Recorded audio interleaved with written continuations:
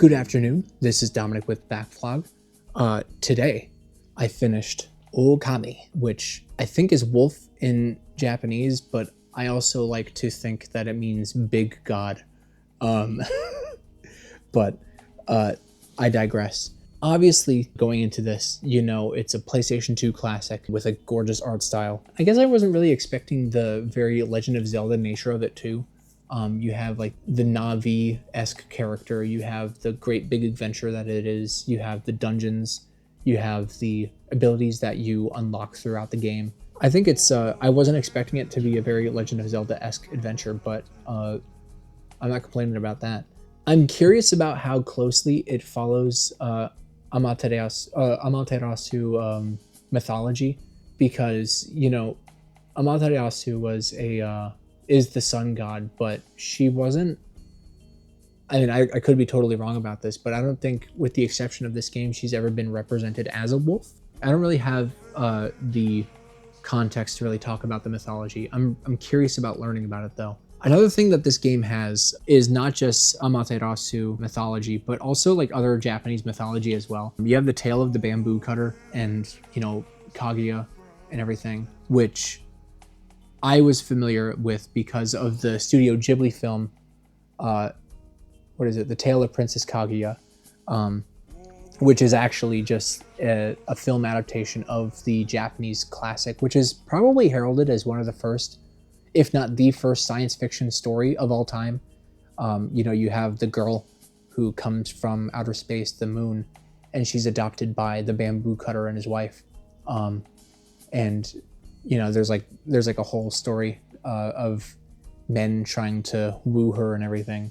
And then at the end, you know, just like in the game Ōkami, she flies back to the moon.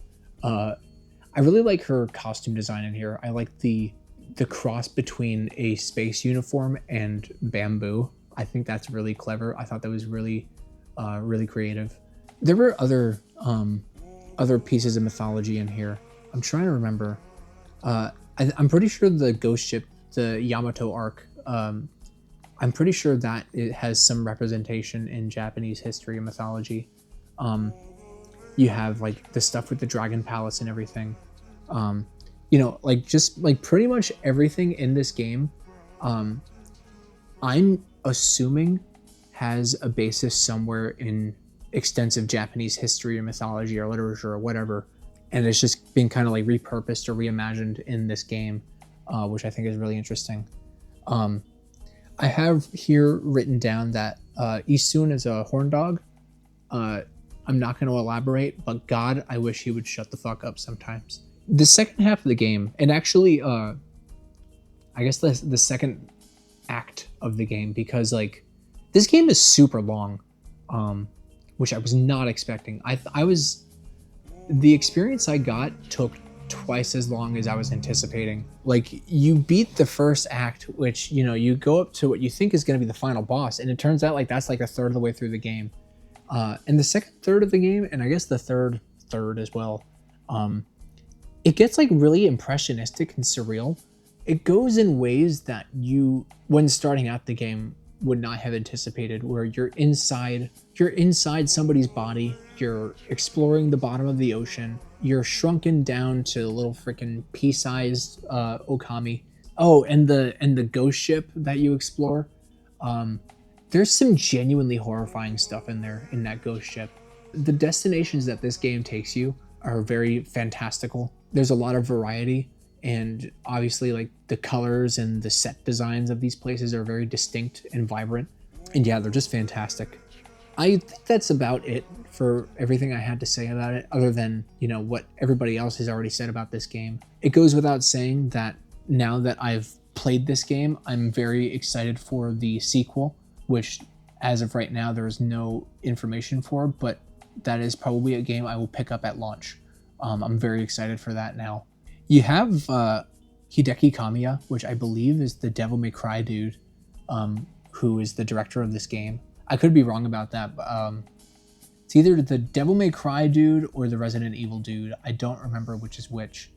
And, you know, both being Capcom properties, that doesn't really help narrow it down very much.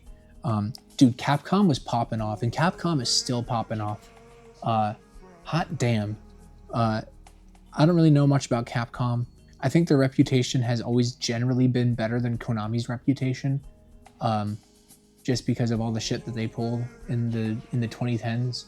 But damn, Capcom, you're doing some weird stuff. The fact that this game, this heavily Japanese game, so deep rooted in its culture and mythology, and art style, art direction.